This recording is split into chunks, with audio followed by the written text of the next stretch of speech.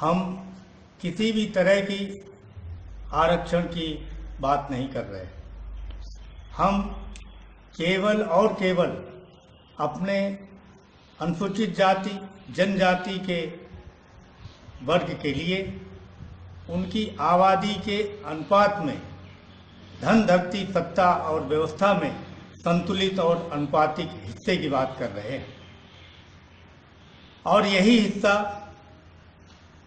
बाबा साहब ने भी 1930 में गोल मेज कॉन्फ्रेंस, जो प्रथम कॉन्फ्रेंस हुई थी, उसमें इस बात को रखा था। उसके चलते कालांतर में कम्युनल अवार्ड 1931 में अंग्रेजों ने अनुसूचित जात वर्ग के लिए मंजूर भी किया था। उस कम्युनल अवार्ड में हमारे पृथक निर्वाचन की व्यवस्था थी, हमारे 2 वोट के अधिकार की व्यवस्था थी, किंतु इन सामंतशाही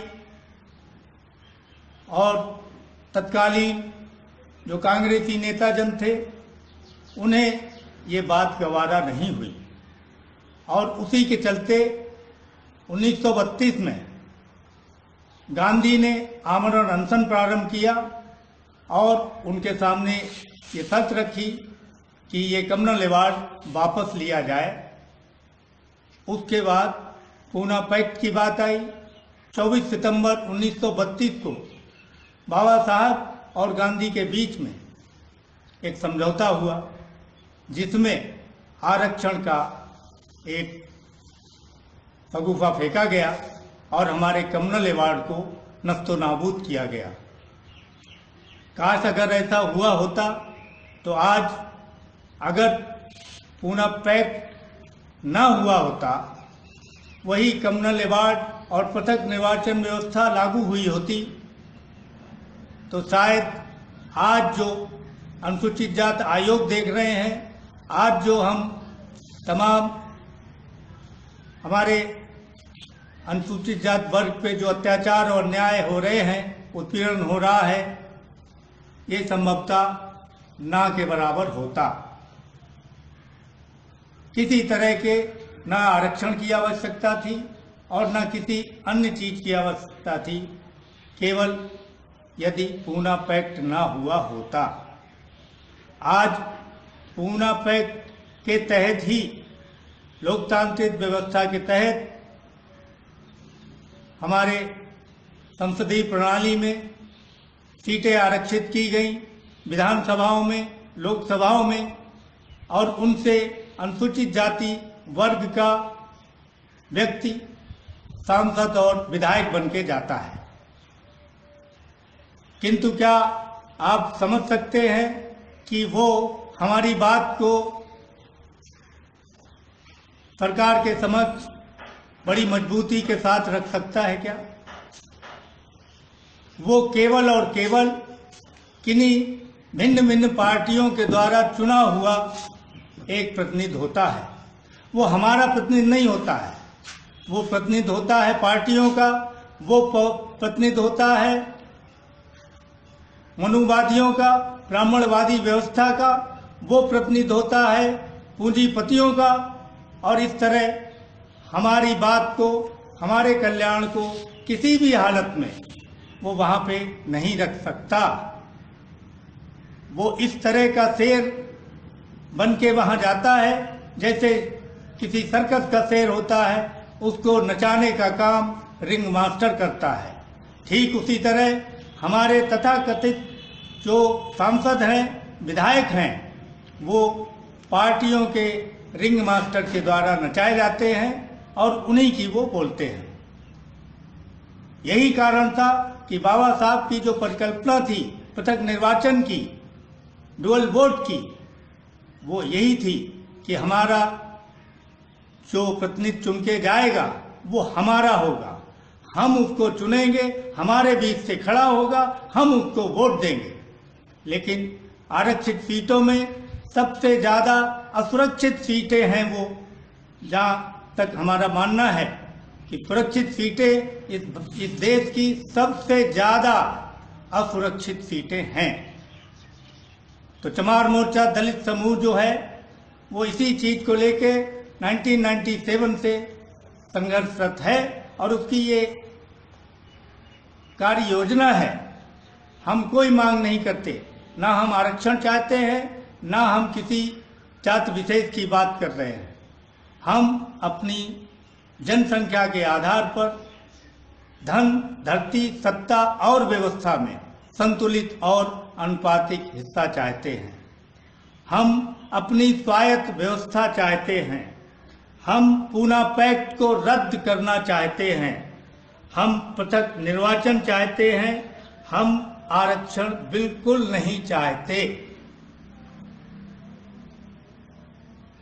70 साल से हम यही देखते आ रहे हैं कि हमें तरह तरह के प्रलोभन देके, तरह तरह के हमारे ऊपर प्रयोग करके हर पार्टी ने हम अनुसूचित जाति वर्ग को केवल बेवकूफ़ बनाया गया है। उन्हें उनके हिस्से का कुछ भी प्रदान नहीं किया गया है।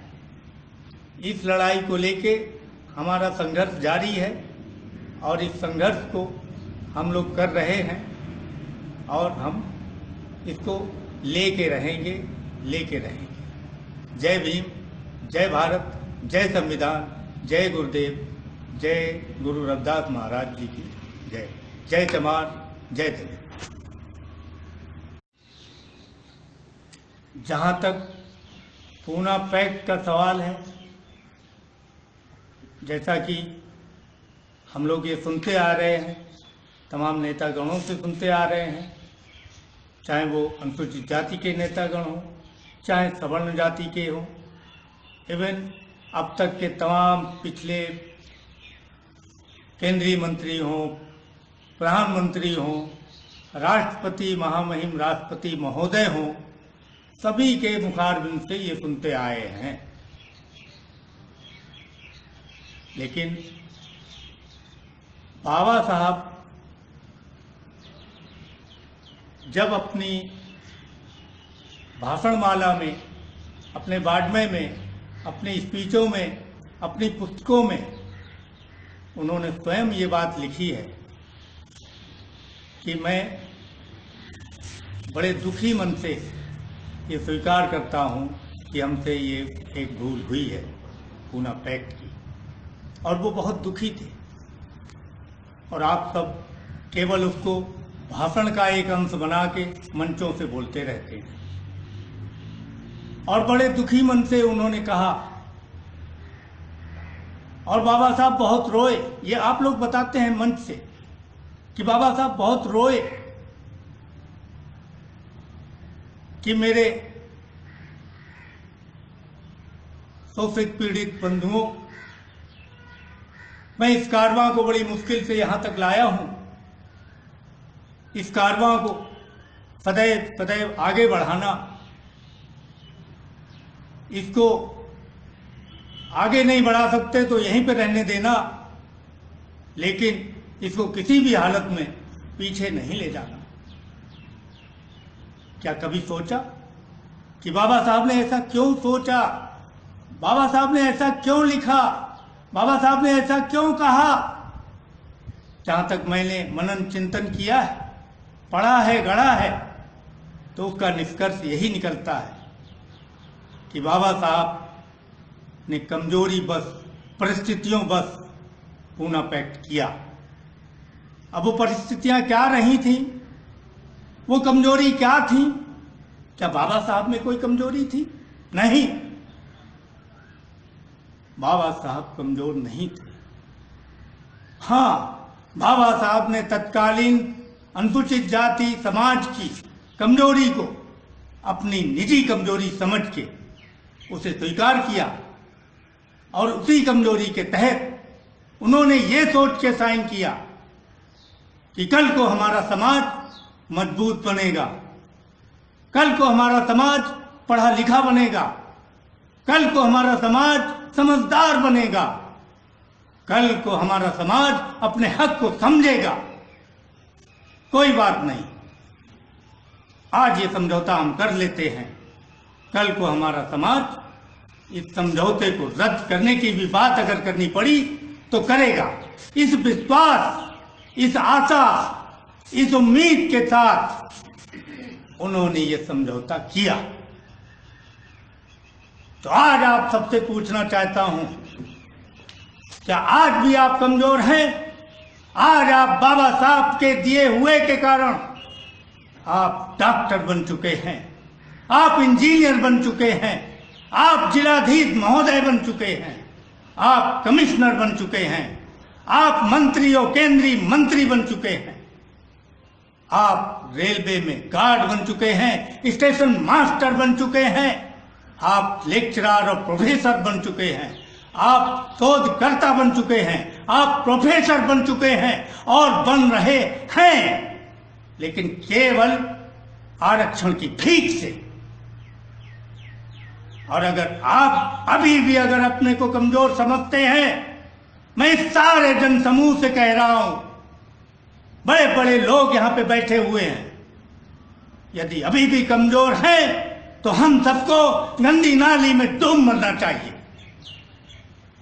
और नहीं कमजोर हैं तो आइए, बाबा साहब ने कहा था ना कि इस कारवां को आगे ही आगे ले जाना, तो आइए और इस कारवां को धक्के लगाइए, आगे बढ़ाइए, आगे बढ़ाइए और अपनी स्वायत्त व्यवस्था हासिल कीजिए, अपना पृथक निर्वाचन हासिल कीजिए, पूना पैक्ट रद्द कीजिए, रद्द कीजिए, रद्द कीजिए और अपनी स्वतंत्र व्यवस्था लागू कीजिए, व्यवस्थित कीजिए। जय भीम, जय भारत, जय संविधान, जय गुरु रविदास महाराज की जय, जय चमार, जय दलित।